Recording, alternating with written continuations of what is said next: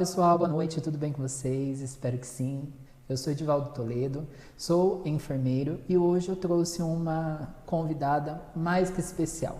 Carolina Belardo, médica geriatra, inscrita na Sociedade Brasileira de Geriatria e Gerontologia, também tem pós-graduação em paliativismo. Está correto, Carol? Paliativismo? Sim, Pelo Sírio-Libanês.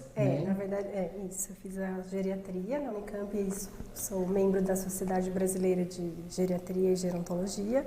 E em seguida eu fiz a pós-graduação em cuidados paliativos pelo Sírio-Libanês e atuo como geriatra, mais em cuidados domiciliares, mas enfim, como geriatra. Depois a gente conversa melhor.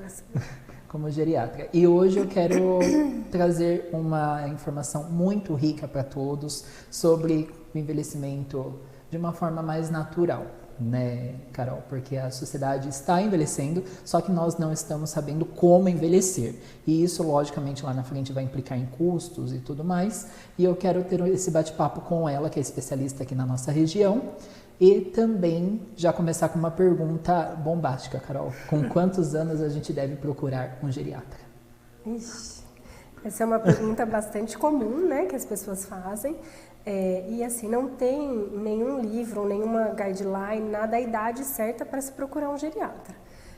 O que a gente recomenda, e o que eu recomendo hoje, é que a partir de 40 anos a gente comece a pensar em escolher um médico para se chamar de nosso.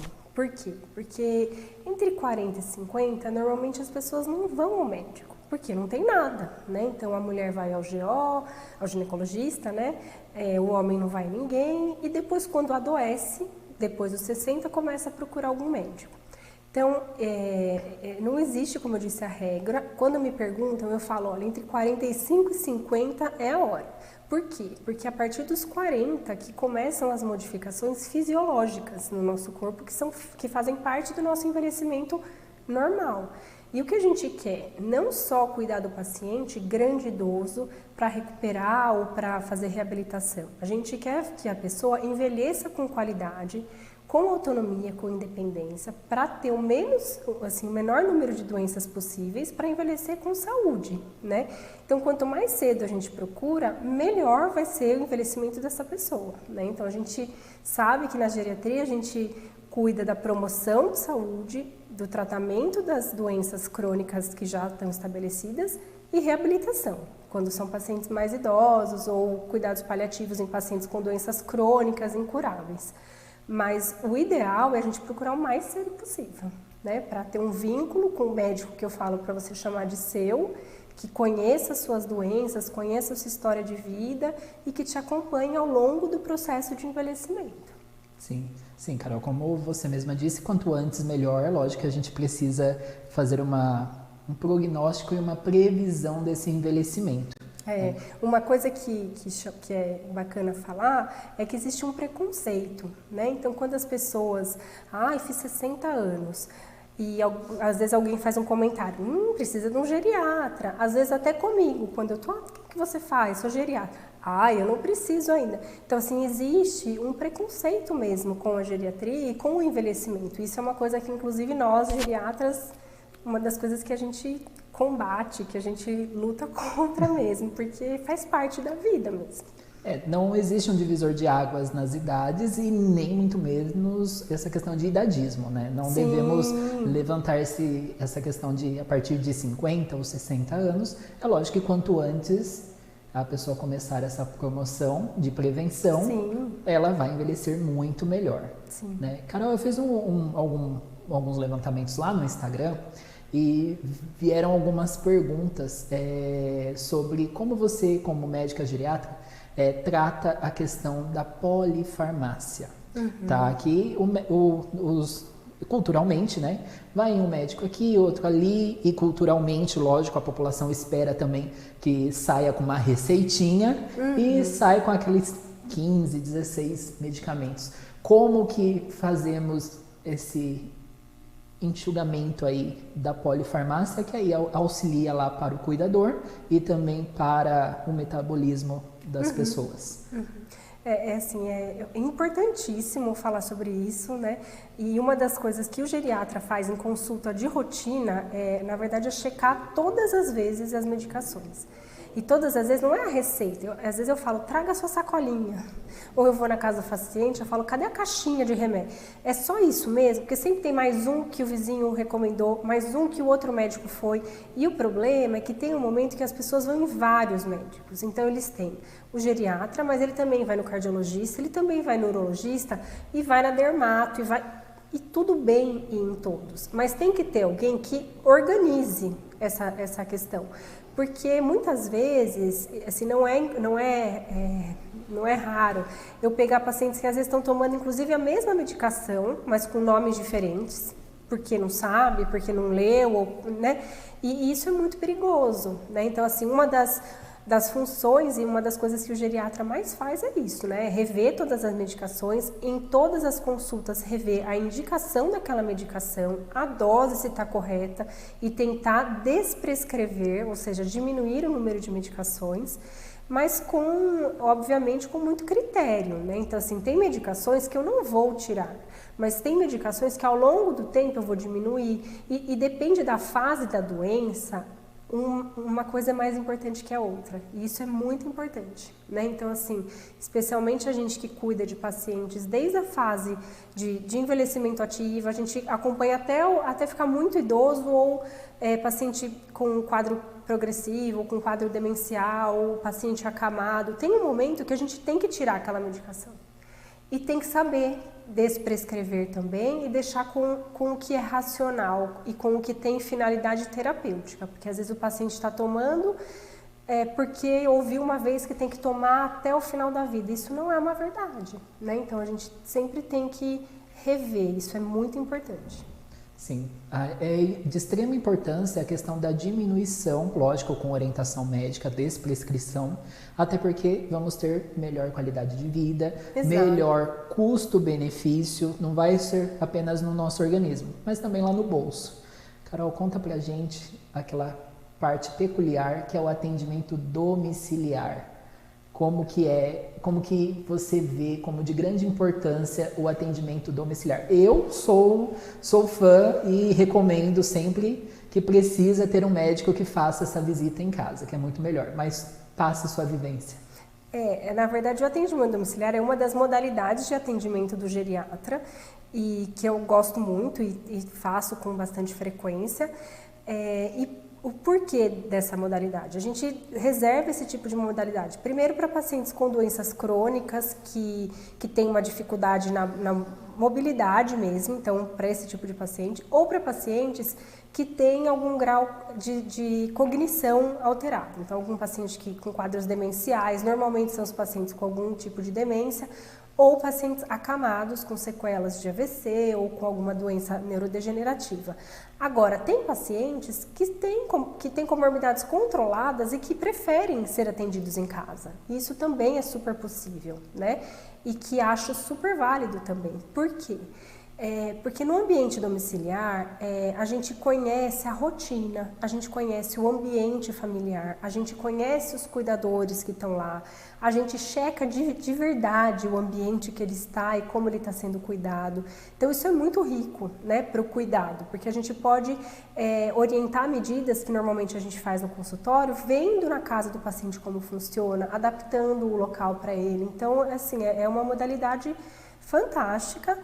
E que, obviamente, como em tudo na geriatria, eu acho que em tudo na vida, né? Mas na geriatria o trabalho em equipe é fundamental, né? Então, assim, a gente jamais, tanto no consultório quanto no cuidado domiciliar, a gente trabalha sozinho, né? Então, normalmente, tem um médico que eu digo que gerencia o cuidado, né? Mas tem o terapeuta ocupacional, tem a fisioterapeuta, tem a fono, tem todas as pessoas da equipe multi, a nutrição, que em cada momento uma pessoa é mais importante do que a outra no cuidado, né?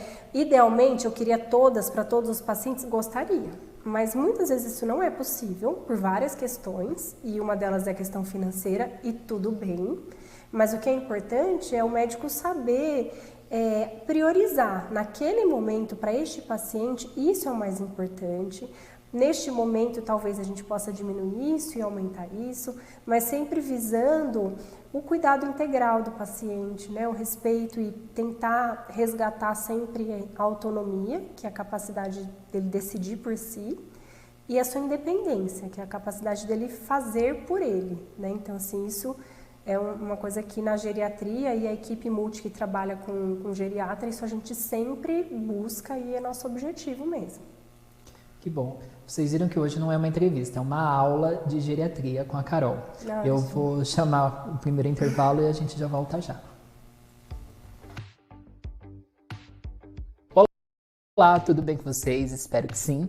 Quem me acompanha sabe o quanto eu falo da importância de prevenções de lesões na pele dos idosos. E uma ótima indicação, a indicação que eu sempre recomendo aos meus clientes, é a pomada Geriaderm da DV Pharma. A Geriaderm é a primeira pomada de indicação para prevenção de brotoejas e assaduras em idosos e também em adultos que têm essa necessidade de utilização da pomada. Sua fórmula secativa e ação cicatrizante pode ser utilizada para prevenção e tratamento de lesões. Além disso, sua composição é fácil de espalhar e remover, com excelente poder de absorção pela pele. Você encontra a pomada Geriaderm da DV Pharma em uma farmácia perto de você ou contate um distribuidor. Para saber mais, acesse advfarma.com.br/geriaderm.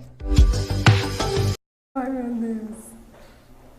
Olá pessoal, estamos de volta ao segundo bloco e hoje com a Carolina Belardo, que é médica geriatra e paliativista. E como eu disse anteriormente, não é uma entrevista, é uma aula. E agora vamos falar um pouquinho, Carol, sobre um assunto que é muito triste, polêmico ao mesmo tempo, quando recebe o diagnóstico. Demências. Tá? Desmistifique para o nosso público alguns tipos de demência, obviamente não dá para falar de todos, mas as mais comuns, e quando afirmamos que é Alzheimer ou outras demências, que às vezes recebem o diagnóstico de demência e vem como Alzheimer. E não é bem assim, a gente só vai perceber ao longo do comportamento. Fale um pouquinho para o nosso público e para o seu público também. Vamos lá. Primeiro, é importante a gente saber que com o envelhecimento mundial e com o envelhecimento da população,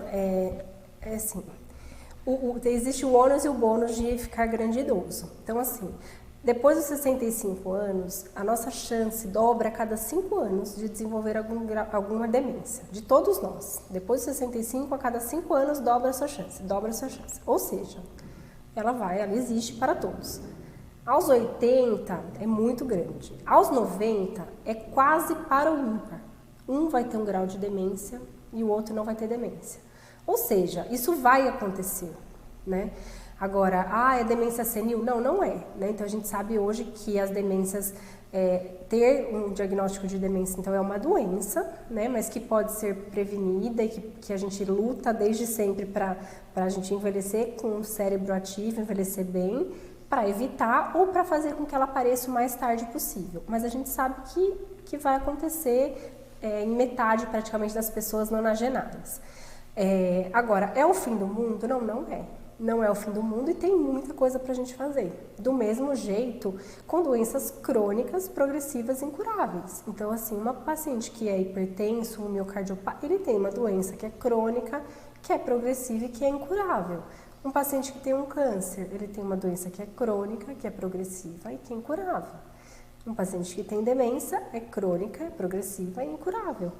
E ele vai viver e a gente vai cuidar e a gente vai fazer tudo o que a gente pode do mesmo jeito, né? Então, assim, obviamente que ter o diagnóstico é muitas vezes um baque para o paciente, porque, na verdade, muitos pacientes percebem inicialmente e saber que está dependente ou saber que está começando a perder a autonomia, isso é uma coisa que deixa a pessoa muito triste. Mas tem muitas coisas que dá pra gente fazer para reabilitar esse idoso e pra gente manter a autonomia o maior tempo que a gente puder, né? Então não é porque ele tem uma demência leve que ele não pode fazer nada e que acabou a vida dele, de jeito nenhum, né? Muito pelo contrário, a gente amplia o cuidado E a gente vai resgatar sempre, em tudo na geriatria, a essência daquela pessoa, para a gente tratar e respeitar aquela pessoa exatamente como ela é. E para ela ser cuidada e ter dignidade, ser respeitada ao longo do processo do envelhecimento dela, seja como for, né? E assim, as demências, assim, tem vários tipos, então assim, não são todas Alzheimer. A gente sabe que a maioria é demência de Alzheimer, mas existe demência vascular, demência mista, que é vascular com Alzheimer, demência frontotemporal. Tem vários tipos.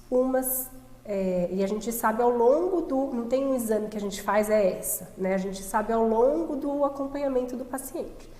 E que o nome, quem quer saber, na verdade é a família ou é o paciente, mas não muda muito, né? Porque o tratamento basicamente é com medicações para controlar a doença, controlar o comportamento e a mudança do estilo de vida, atividade física, dieta, o tratamento com a equipe multidisciplinar, ele vai ser o mesmo em todas. Agora, tem alguns tipos de demência, sim, que são demências mais rápidas, que progridem mais rapidamente e que, de fato, causam maior sofrimento para o familiar e para o paciente. Mas é muito importante a gente entender que, assim, tem muita coisa para a gente fazer e que ter demência não é o fim do mundo, não é, né? E que o trabalho com o geriatra junto com a equipe alivia muito o sofrimento, né? A gente sabe que quem sofre é a família, é o paciente e quem cuida. Quem cuida é o médico que cuida e a equipe de profissionais que cuida, as cuidadoras, a físio, a fono, a TO, todo mundo sofre de alguma maneira. E cada hora um está melhor do que o outro, mas assim, essa rede muito unida faz com que o processo seja muito mais leve, né? E que tá tudo bem, né? Acho que a gente controla, a gente cuida e o importante é a gente sempre respeitar o paciente e garantir o máximo de qualidade que ele merece, que todo mundo merece, né? Sim, Carol. Agora você deixou o pessoal em casa com uma pulguinha atrás da orelha, que depois lá dos 80 é quase um par ou ímpar com possibilidade de desenvolvimento de demência. E como que a pessoa pode prevenir? Porque tem alguns meios aí que a gente consegue talvez diminuir o risco, apesar das chances, mas tem alguns fatores aí que a gente consegue dar uma prevenção. Sim. Do mesmo jeito que a gente, prevenção de doença, porque assim, é uma doença crônica e é uma doença inflamatória crônica, então do mesmo jeito que a gente previne doença cardiovascular, a gente previne doença cerebrovascular e Alzheimer, né? Então assim, existe sim um componente genético, então tem algumas pessoas que têm umas mutações, que são mais predispostas, então a gente sabe disso. Mas o principal, como em qualquer outra doença e como envelhecimento ativo, é o que? São 3 coisas, né? É sua dieta, movimento, sono, são 3 pilares fundamentais. Então, assim, ter uma dieta equilibrada. Hoje em dia tem na internet dieta mind ou dieta... Mas o que é? Na verdade, assim, dieta do Mediterrâneo é o melhor para todo mundo, porque ela previne tanto doença cerebrovascular como doença cardiovascular, que a gente sabe como é, né? Então, assim, aumentar peixe, aumentar carne branca, diminuir carne vermelha, mas daí vem o outro falar que carne vermelha é bom porque precisa de proteína. Então, assim, cada hora vai vir uma teoria. Mas o importante, assim, o menos ultraprocessado possível. Então, assim, tudo que é pacotinho, supermercado, não. O que vem da terra, come. O que vem, então assim, legumes, verduras, o que é saudável. E a gente sabe isso para todas as doenças, né? Então, é uma dieta adequada, sono adequado. Então, é fundamental ter uma higiene do sono e dormir pelo menos 7, 8 horas seguidas. A gente sabe que idoso dorme menos e é normal, mas que tem uma qualidade do sono e movimento. Então, atividade física é prescrição, não é sugestão. Então, assim, faz parte de receita médica. No meu consultório está lá. Atividade física precisa fazer para quê? A partir dos 40 anos a gente começa a perder massa óssea, massa muscular, precisa fazer para envelhecer, tanto ter independência e para proteger o seu cérebro. Quanto mais músculo a gente tiver, mais o nosso cérebro vai estar protegido. Que bom, Carol. Vamos para mais um intervalo e voltamos já. Como eu disse, não é entrevista, é aula. Olá, pessoal, tudo bem com vocês? Espero que sim. Hoje eu quero apresentar para vocês o Advancept, da ADV Pharma. É um removedor de curativos, formulado especialmente para a retirada de esparadrapo e aquela colinha que fica sempre sobre a pele. Também pode ser utilizado para a retirada daquele curativo tipo filme, aquele transparente. Sua fórmula é exclusiva, não contém álcool e contém um silicone, emolientes e solventes que não causam dor. Além de criar uma barreira protetora sobre a pele, também vão hidratar. Sua aplicação é muito simples, basta você aplicar sobre o curativo e aguardar 1 minuto para que o produto absorva e após isso você pode retirar o esparadrapo de forma prática e indolor. Fácil, né? Retirar o curativo dessa forma. Você pode encontrar os produtos em 30 ml, 100 ml ou 200 ml. Tudo isso daí vai depender da sua rotina de curativos em sua casa. Você pode encontrá-los também em qualquer farmácia próxima à sua residência ou através de um de nossos distribuidores. Quer saber mais sobre o produto? Acesse o link. Até logo. Tchau, tchau. Estamos de volta aqui com a médica geriatra Carolina Belardo e ela falou dos pilares aí para ter uma qualidade de vida e também uma longevidade melhor. E ela citou do sono. E uma das principais queixas, não só do público 60+, mas do público geral, é o sono, né, Carol? E chega muita gente lá no seu consultório pedindo alguns medicamentos para dormir, aquele comprimidinho mágico que toma e vai dormir, diz que dorme, mas na realidade ainda mais é alucinação, né? Fale um pouquinho disso, o risco e no caso, o malefício de tomar esses medicamentos. Sim.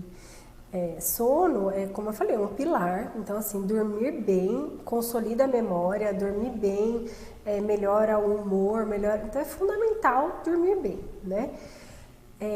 Agora, a primeira coisa que a gente tem que fazer é a higiene do sono. Então, assim, mudanças de estilo de vida. Então, assim, hoje em dia a gente vai dormir com o celular na mão. Acorda, a primeira coisa é o celular na mão. Assim, todos nós, né? Então, assim, antes de dormir, pelo menos 2 horas, mas assim, 1h30, não ter telas, não ter televisão, não ter celular. Então, assim, você abaixar a sua frequência, né? Atividade física, só consigo fazer à noite. O ideal é que se faça de manhã, mas só dá para eu fazer à noite?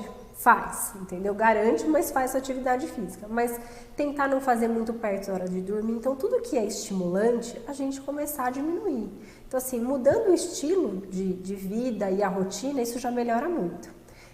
Outra coisa, muita gente tem ansiedade. Então, não dorme por que não está dormindo? Porque está ansioso, porque está preocupado, porque está com dor, porque então a gente tem que entender o que está envolvido naquela alteração do sono, né? E a gente trata a causa, né? Muitas vezes a gente trata a causa com alguma medicação, ou com terapia, ou só com a mudança do estilo de vida, com essa autoconsciência mesmo da rotina que não está boa, a gente melhora o sono.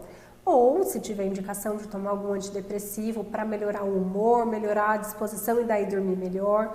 Agora, tem paciente que tem indicação de tomar medicação para o sono, que tem distúrbio de sono, que tem apneia do sono, são outros pacientes, aí sim. Agora, essa prescrição de tudo para dormir, então assim, tem medicação que é hipnótica, tem medicação que é benzodiazepínico, que é uma classe de medicação que a gente evita ao máximo, em especial em idosos. Então, vou dar nomes, assim, só para, assim, clonazepam, alprazolam, enfim. Tudo que termina com an, geriatra fica meio... Porque são remédios que aumentam muito, assim, o risco de quedas, porque eles causam, além de causar dependência, né? Então, o paciente que usa muito tempo, é muito difícil a gente tirar, né? Mas, assim, dá sonolência, dá um efeito rebote, no dia seguinte fica ruim, aumenta o risco de demência. Então, são remédios que a gente deve evitar ao máximo. Não deu, tudo bem em casos específicos, em um período da vida que está passando por alguma situação. Mas existem medicações mais novas hoje que causam menos efeitos colaterais e que, se for necessário, a gente pode introduzir, né? Mas sempre priorizar o não farmacológico, sempre. Sim, sempre o não farmacológico. Agora está explicado por que é tão burocrático adquirir esses medicamentos, né, Sim. Carol? Por conta dessa restrição mesmo e dos efeitos colaterais que não são bons. né? Não adianta falar que meu avô utilizava, minha avó utilizava há 20, 30 anos, mas não são o método adequado. Vamos falar sobre Parkinson, Carol, outro diagnóstico bem difícil quando devemos passar para a família, né? Como que é o tratamento, primeiramente o diagnóstico, posteriormente as opções de tratamento que temos disponíveis. Então, a doença de Parkinson é outra doença que o geriatra cuida bastante, né? Apesar de normalmente o paciente já vir com o diagnóstico ou do neurologista, ou, né? Mas alguns a gente faz o diagnóstico mesmo na geriatria, né? Então, assim, que tem duas formas, basicamente, uma que é que é o paciente que vem com tremor, que é um tremor fino, normalmente de um lado só, e tem um outro tipo que é um paciente que vem rígido, é uma rigidez mesmo, uma lentificação de marcha, um rosto que parece que perde a mímica. Então, assim, o diagnóstico é clínico, não tem um exame que tem que fazer para fechar Parkinson. Então, o diagnóstico é a história, que começa com alteração de marcha, às vezes quedas, esse tremor, e o exame físico que o médico vai fazer. Então, o exame físico, o exame neurológico, você sabe que é Parkinson ou não. Uma coisa que é importante também, que eu lembrei, tem medicações que pioram o tremor e que às vezes a gente acha que é Parkinson e não é. Então, outra coisa que é legal falar, tem paciente que usa muito tempo remédio para labirintite, entre aspas, que não é labirintite, e que depois o efeito colateral do remédio é tremor. E daí fala, tô com Parkinson. E não é Parkinson. A gente tira o remédio e melhora o tremor. Por isso que também é, né, a questão da polifarmácia, né? Mas o diagnóstico é basicamente clínico e o tratamento melhor, tem várias medicações, hoje em dia tem muita coisa, né? Tem adesivos também para Parkinson, tem medicação via oral e o padrão ouro é o medicamento junto com fisioterapia. Então, fisioterapia, assim, não tem como um paciente com Parkinson não estar com fisioterapeuta atividade física junto, é obrigatório para diminuir o risco de queda, para reabilitação, né? E o paciente vive bem muitos anos, né? Que depois, diferente a demência da doença de Parkinson, normalmente acontece, mas normalmente é depois de 10, 15 anos de doença que o paciente evolui com um quadro cognitivo. Sim. Estamos tão preocupados falando de doenças neurodegenerativas, só que esquecemos de citar uma doença que é muito incapacitante e que é altamente prevenível, que é o AVC, né, Carol?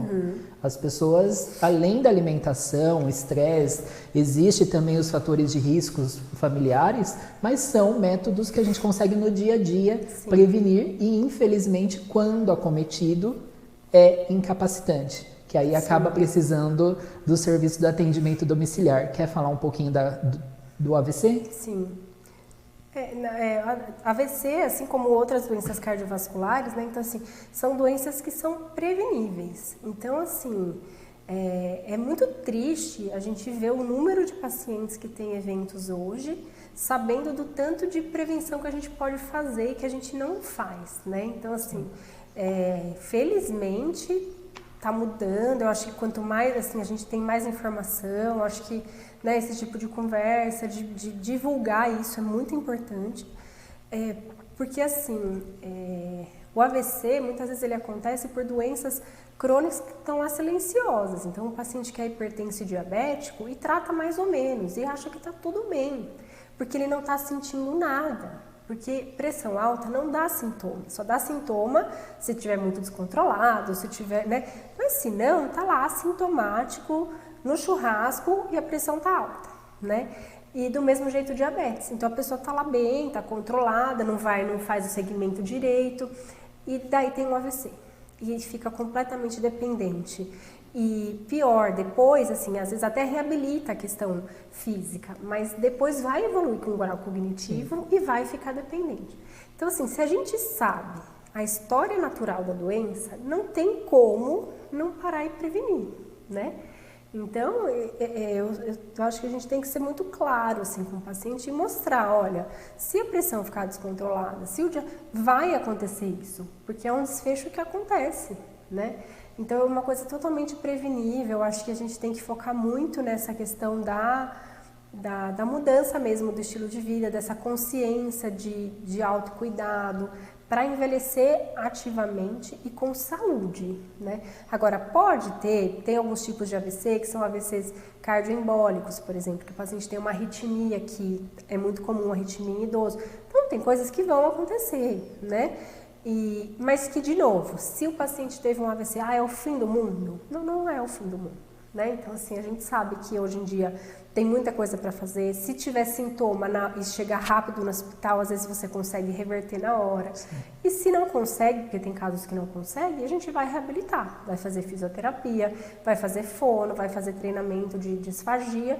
E se ficar em casa acamado, vai ser cuidado do mesmo jeito, né? Eu só acho que se é uma coisa que é prevenível, a gente tem que focar muito na prevenção. Eu acabei lembrando disso, Carol, porque eu estou com um número alto de pacientes que estão entrando no atendimento domiciliar precisando de cuidados, jovens, antes dos 60 anos, com sequela de AVC. Então, por isso que é de grande importância a gente conscientizar o grande público que são doenças que dão para serem prevenidas. Né? Ainda mais aos 60 anos, que a pessoa está em plena atividade econômica. Né? 60 anos, hoje em dia, as pessoas trabalham e devem trabalhar. Por isso que eu quis citar isso. Espero que se conscientizem e vamos controlar hipertensão, diabetes, alimentação, qualidade de sono. Mais algum item, Carol? Acho que, né, e a questão emocional, que eu acho que é fundamental, né? Eu acho que hoje em dia a gente não falar dos transtornos mentais numa conversa de hoje seria negligente. Não é negligência mesmo, assim, porque é muito importante a gente discutir, assim, falar sobre a importância da saúde emocional, saúde mental, né? Então, assim, eu penso que as pessoas estão muito adoecidas, né? Por tudo, pela loucura da vida e pela rotina e pelo tanto de informação e pela criação hoje que é diferente do que era, pelas redes sociais, e perdeu-se muito do contato, da conexão, da tranquilidade e também eu acho que isso a gente está tentando resgatar, né? E isso é muito importante, né? Assim, para a gente ter esse equilíbrio, ter um momento de não fazer nada, ter um momento de pausar a respiração e não estar em nenhum lugar, estar só com você. O saber gerenciar as emoções é muito importante, porque se a gente gerencia, a gente não extrapola em outras coisas, tanto, enfim, álcool, droga, cigarro, comida, né? Então, assim, ter essa consciência é muito importante.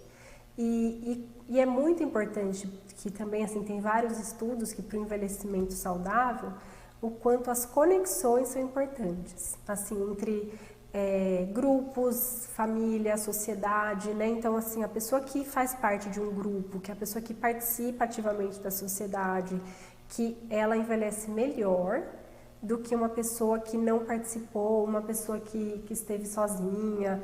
Então, assim, isso é realmente muito, muito importante e tem vários estudos, assim, que qualidade de vida não é, assim, quem envelhece bem não é só quem fez exercício e dieta, né? Quem tem uma rede de suporte, quem participou de grupos e está ativo na sociedade de alguma maneira e contribui, enfim, envelhece também muito melhor.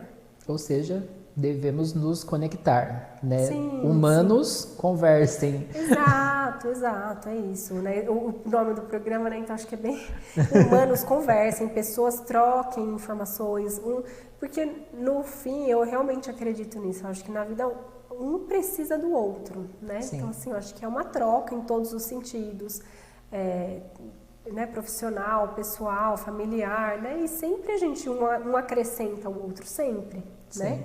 E isso tem que ser resgatado para as pessoas envelhecerem com saúde e a gente ter menos pessoas doentes mentalmente. Assim, as pessoas não conversam mais, né, Carol? Elas não sentam à mesa, elas não têm diálogo, vivem conectadas, casais que não conversam de modo geral, filhos que não conversam com a mãe. Né? E não dá tempo. E aquilo, às vezes a pessoa, mas não tenho tempo. Não é a qualidade, assim, a quantidade do tempo. Muitas vezes a gente não tem mesmo o tempo suficiente para fazer o que a gente gostaria de ter mais. Mas o tempo que você estiver fazendo o que for, seja num atendimento, seja numa conversa, seja que seja um tempo de qualidade. Então, assim, isso é estar atenção plena, assim, isso é muito, muito importante. Uma dedicação. Vamos para mais um comercial e voltamos já. A Cuidar é Saúde conta com profissionais treinados e experientes, que oferecem um cuidado amoroso e dedicado. Com atendimento personalizado, cada cuidado pode ser administrado de acordo com a necessidade que seu familiar precisa, tendo mais tempo para você passar com o seu familiar sem se preocupar com as tarefas diárias. Oferecemos companhia e apoio emocional, o que é tão importante quanto o cuidado físico. Se você está procurando a melhor maneira de cuidar de quem você ama, fale com a Cuidar é Saúde. Cuidar é Saúde. Onde há cuidado, há amor. Olá pessoal, estamos de volta falando com a doutora Carolina Belardo sobre envelhecimento, mas de uma forma de qualidade, óbvio. Carol, chegam muitos clientes para mim dizendo agora o geriatra indicou cuidadores, né? Quando é essa fase que a família realmente precisa? Agora eu preciso contratar uma empresa, um cuidador, preciso contratar alguém para assistir minha mãe, meu pai, meu marido, minha esposa, enfim. Qual é essa indicação? De novo, assim, não tem precisa agora, não precisa, né? Normalmente a gente indica cuidador quando a gente percebe que a funcionalidade daquele idoso está prejudicada, daquela pessoa, né? Então, não necessariamente idoso, né? Às vezes Sim. É um jovem que teve alguma sequela de AVC, enfim. Primeiro, quando o quadro cognitivo começa, primeiro a pessoa perde a capacidade de decidir algumas coisas por si e a autonomia dela é perdida, não consegue, coisas que fazia corretamente não consegue mais. Então, na geriatria a gente faz umas escalas de funcionalidade, a gente chama o familiar para responder se ele faz isso direito, como que ele fazia antes, para poder comparar a pessoa com ela mesma há uns anos atrás. Então, a gente vê coisas do tipo, tomar um remédio, consegue gerenciar o dinheiro, consegue tomar o remédio na hora certa, cozinha do mesmo jeito que cozinha. Quando a gente vê que começa a ter dificuldades, precisa de supervisão no mínimo, né? Precisa do cuidador o tempo inteiro? Não, talvez precise algumas horas e no outro horário o filho fica, mas a gente já começa a indicar supervisão no mínimo. E tem um momento quando as atividades básicas começam a ser perdidas, no caso a capacidade de tomar banho, de usar o banheiro e se limpar adequadamente, porque daí começa de fato uma fase que é mais difícil. Eu não posso deixar um idoso que não consegue se limpar sozinho, eu não garanto que ele está tomando banho sozinho, ele coloca a roupa inadequada, então é um paciente que precisa do cuidador. É importante dizer que assim, muitas vezes o familiar muitas vezes é o cuidador, né? E que tem um momento que para o familiar está muito difícil, né? E que também, de novo, está tudo bem, né? Porque, assim, é uma condição muito difícil para o familiar. Muitas vezes o familiar deixa de trabalhar para cuidar do idoso. Tem várias questões envolvidas, né? Existe um estresse de cuidar todos os dias. E é fundamental ter uma equipe de cuidados e chamar cuidadores para dividir essa função. Sem problema nenhum, sem culpa nenhuma, né? Eu acho que eles vêm para agregar e para ajudar muito, né? Agora, dependendo do grau de dependência, vai precisar do tempo inteiro, ou 12 horas, ou tem um momento que precisa de 24 horas. Aí vai depender da funcionalidade e da dependência do paciente. Sim, mas é de grande importância que as pessoas se conscientizem que não necessariamente elas precisam sair do mercado de trabalho, porque o mercado de trabalho é muito importante para este familiar que está assistindo. É lógico que o cuidado familiar é uma questão de decisão familiar, às vezes pesa no bolso, às vezes não querem mesmo alguém estranho dentro de casa, mas é de grande importância que o outro lado também não saia do mercado de trabalho, porque também não é uma questão confortável, né, Carol? Sim, é que muitas vezes, né, a gente sabe que o cuidado com o paciente, ter os cuidadores e ter assim, os valores, assim, é muito caro manter um paciente sendo cuidado o tempo inteiro por cuidadores. E eu atendo pacientes particulares e eu atendo alguns períodos no SUS em Jundiaí. E eu vejo a diferença e a dificuldade, né? Então, em contrapartida, algumas famílias têm muitos filhos. Então, assim, nossa, tem 6 filhos, cada dia um filho que cuida, é maravilhoso. Mas, assim, daqui pra frente, eu falei com o Divaldo mais cedo, que, assim, não vai ter quem cuide de nós, né? Da nossa geração, que tem um filho ou que não tem nenhum. Então, mais uma vez, a gente tem que envelhecer saudável para não precisar ser cuidado, né? Agora, não ficar essa questão de tem que parar de trabalhar ou não tem, ou quero. Cada caso é um caso. O importante é a gente saber o nosso limite e saber que tem filhos que não dão conta de cuidar, que não conseguem mesmo, né?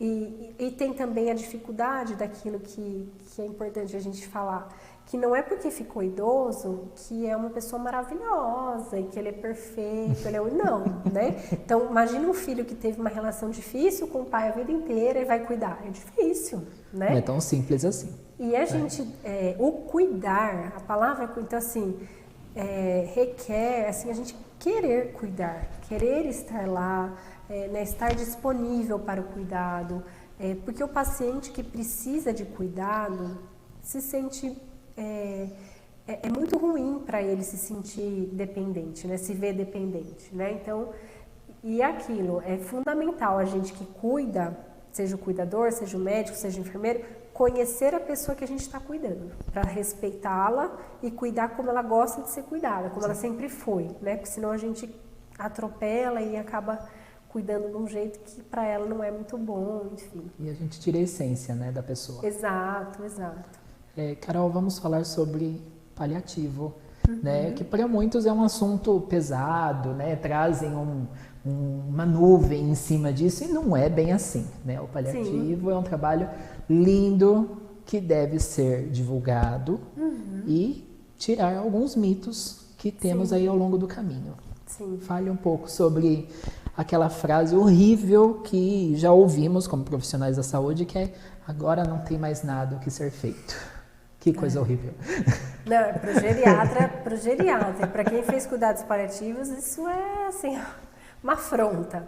Mas, enfim, cuidados paliativos, na verdade, é justamente o contrário, né? Então, assim, você amplia o seu cuidado num paciente que está numa fase mais vulnerável, mas a gente hoje, com o conhecimento que a gente tem de cuidados paliativos, a gente sabe que ele deve começar o mais precocemente possível, né? Não como se fazia e ainda se faz em alguns lugares, de que quando o paciente não é mais elegível para fazer quimioterapia, ou quando o paciente está de fato em fase final de vida, agora ele está em cuidados paliativos. Isso é errado. Sim. Então, assim, isso é má prática médica, isso no mundo inteiro, né? Agora, quanto mais cedo se conversa sobre cuidados paliativos e conversa sobre o paciente, sobre a condição dele, é melhor para o paciente, melhor para o médico, para a equipe, né? E o cuidado paliativo, ele, em cada fase da doença, a gente vai focar numa coisa. Então, no começo da doença, em tratar a doença, em fazer a quimio quando é câncer, ou dar todas as medicações para demência quando é numa fase inicial. Vai ter uma fase moderada que a gente vai pesar algumas coisas. E vai ter uma fase depois de anos que, de fato, o nosso foco não é na doença em si, é no controle dos sintomas e no manejo de outras questões, né? Inclusive de fase final de vida. Mas, assim, ele não é porque está em cuidados paliativos que o paciente está falecendo, isso está errado. E a gente amplia o nosso cuidado, a gente garante qualidade de vida, a gente dá autonomia para o paciente falar sobre a vida dele, falar sobre como ele quer ser cuidado na fase final da vida dele. A gente incentiva na geriatria um documento que chama Diretiva Antecipada da Vontade, que você escreve, é um documento que você fala com o seu médico geriatra de como você quer ser cuidado quando você não puder mais ser ouvido. Basicamente isso. Então, assim, quando eu tiver, se eu tiver demência, ou se eu tiver um AVC e eu não puder falar por mim, eu já deixei avisado como eu gostaria de ser cuidado. E isso é maravilhoso, porque isso garante que você vai ser respeitado até o final da sua vida, né?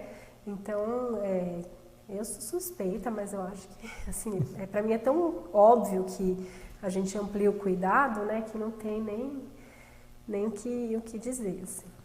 Para mim também, Carol, é muito transformador o paliativo, né? E como você disse, precocemente. Sim. Não é aquelas más práticas que, infelizmente, a gente vê, que coloca-se o paciente em estágio como se fosse terminal e deixa numa situação de vulnerabilidade, inclusive a família aflita, né? Sim. Então, muito obrigado por esclarecer. Carol, passa seu contato pra gente, como que a gente acha você, onde você atua, rede social, conta um pouquinho pra gente, como que esse pessoal que quer esse atendimento domiciliar, que é tão importante, uma consulta com um geriatra dentro de casa, porque não temos mais aquele médico de família. Então, é de grande importância que casamos com esse profissional. É uma coisa a longo prazo. Como que a gente te acha, Carol? Eu atendo atualmente em Jundiaí, né, na Avenida 9 de Julho, no consultório médico. Olha lá, tá na telinha. E faço atendimento domiciliar em Jundiaí, região, dependendo do local, por causa da disponibilidade, enfim. Atendo em alguns pacientes que estão institucionalizados, né, em algumas clínicas de idosos em Jundiaí, né, e isso, né, 12 horas, eu também faço um atendimento numa unidade básica aqui em Jundiaí, que eu faço questão de atender, mas foco mesmo no meu consultório e no domiciliar. Certo. Paulinha, fecha no contatinho da Carol, que eu quero que o público anote certinho como que acha a Carol. Tem o telefone dela, é o WhatsApp também, né, Carol? Sim, é o WhatsApp. É o 989908494. Tem o site da Carol. É site, Carol? É site, né? carolinabelardo.com.br. E lá no Instagram, caebelardo. Se você em casa teve alguma dúvida, quer entrar em contato com a doutora Carolina, quer sugerir alguma pauta, entre em contato conosco. Agora, para me contratar, joga aí também, Paulinha. Olha lá, tá aí o atendimento, @edivaldotoledo.com.br, o meu Instagram, @edivaldo.toledo. E para contratar a Cuidare também, né, Paulinha? Também tem, que foi colocado o GC aí também, para poder fazer a contratação de cuidadores. Muito obrigado pela atenção de todos. Espero não, eu tenho certeza, Carol, que esse programa não foi uma entrevista, foi uma aula, como eu disse lá no primeiro bloco, porque esclareceu, tirou mitos, tirou aquela carga pesada das pessoas que infelizmente têm um acometimento dentro de casa de uma doença neurodegenerativa, que não precisa ser aquela situação triste e pesada, né, Carol? Pode ser leve, como deve ser. Muito obrigado por ter aceito o convite. Eu que agradeço suas palavras e agradeço a oportunidade de falar, enfim, uma coisa que é meu dia a dia, uma coisa que eu gosto muito. Para mim foi um prazer mesmo. Obrigada.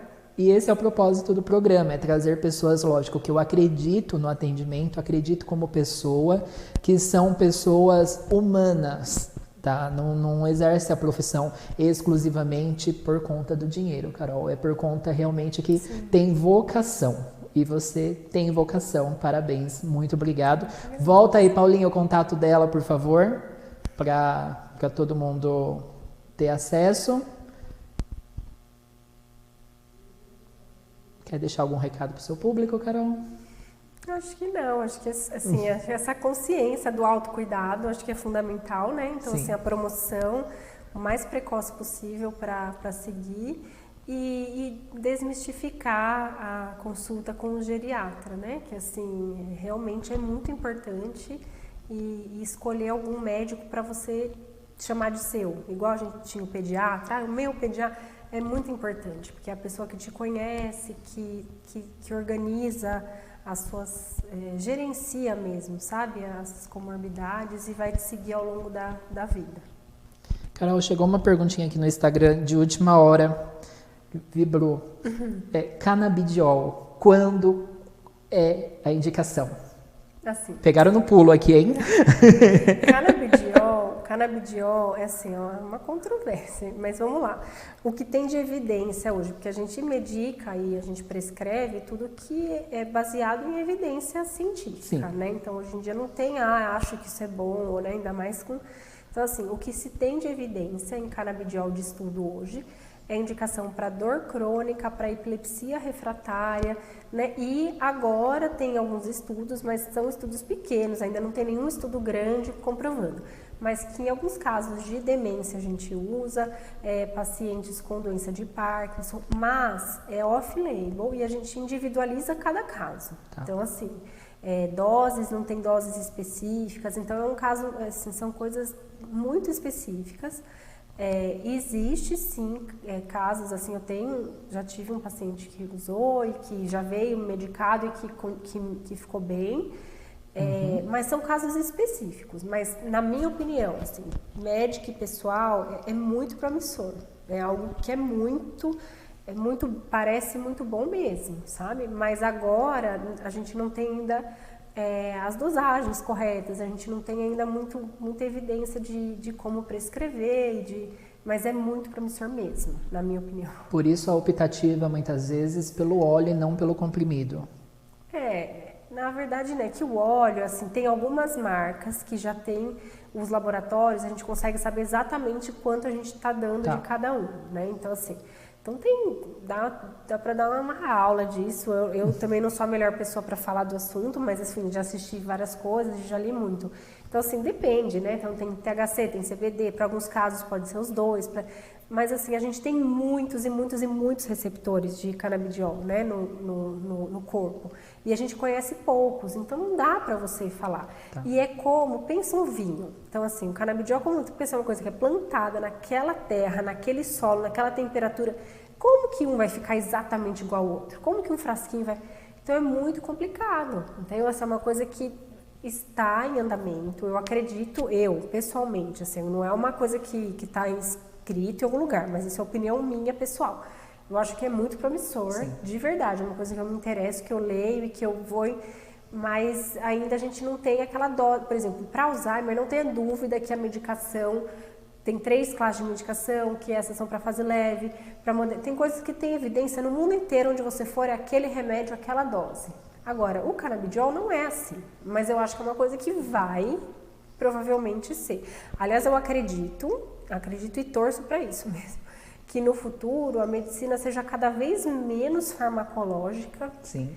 E com mais coisas naturais no sentido assim, de promoção de saúde, de práticas integrativas, de um conjunto de coisas, né? Então, assim, meditação, auriculoterapia, aromoterapia, eu acho que todas as práticas integrativas que não são muito valorizadas mesmo na classe médica ou na minha opinião, elas têm muita função, mas muita, porque fazem parte da promoção desse autoconhecimento, sim, do conhecimento do corpo, né, ou do quanto as práticas naturais e da alimentação, o quanto isso pode nos curar sem ter o remédio, né?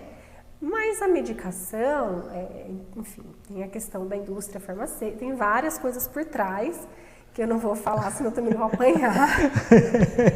Mas assim, eu acredito que quanto mais prevenção e quanto mais natural for o processo, melhor. Por isso que eu também tento desprescrever o que eu posso. Sim, iniciamos lá na frente falando da polifarmácia e estamos encerrando aqui com uma medicação super inovadora, que a gente sabe que basta buscar lá o tanto de informações positivas que o canabidiol pode trazer para a gente, né? Carol, muito obrigado novamente pela sua aula, né? Isso foi aula. Imagina. Muito obrigado. Caso queiram entrar em contato com a Carolina, então foi deixado o telefone dela.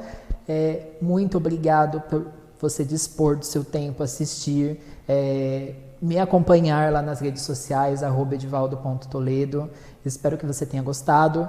Caso tenha alguma sugestão de pauta, algum profissional que você queira vir aqui, mande para mim, que eu vou entrar em contato com ele com certeza. E se tiver alguma pergunta, por favor, envie lá no direct.